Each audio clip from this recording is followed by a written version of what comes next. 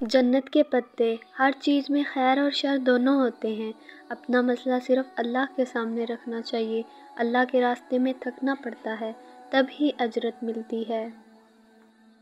مگر میں نے اسے اللہ سے ویسا ہی مانگا تھا جیسی وہ تھی، وہ اسے اگلے جہاں میں تمہیں ویسا ہی واپس کر دے گا اور وہ ہی تم دونوں کے لیے بہتر ہوگا۔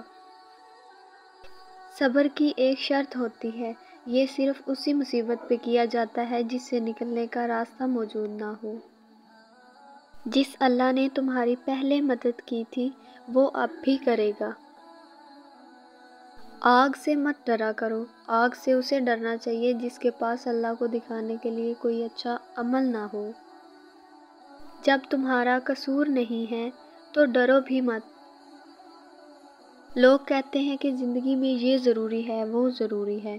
میں بتاؤں تمہیں، زندگی میں کچھ بھی ضروری نہیں ہوتا، نہ مال، نہ اولاد، نہ رتبہ، نہ لوگوں کی محبت، بس آپ ہونے چاہیے اور ہر پل آپ کا اللہ سے بڑھتا تعلق۔ بندہ خفا ہو جائے خیر ہے، بس رحمان خفا نہ ہو۔ میں ماڈرن لڑکی ہوں تبھی تو پردہ کرتی ہوں، زمانہ جاہلیت سے ہوتی تو بے پردہ ہوتی۔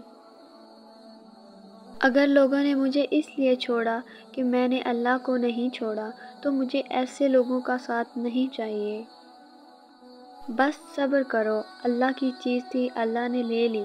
صبر اتنا آسان ہوتا تو ہر کوئی دوسرے کو کرنے کو نہ کہتا، ہر شخص خود ہی کر لیتا۔ اللہ تعالیٰ کے راستے میں تھکنا پڑتا ہے، پھر ہی اجرت ملتی ہے۔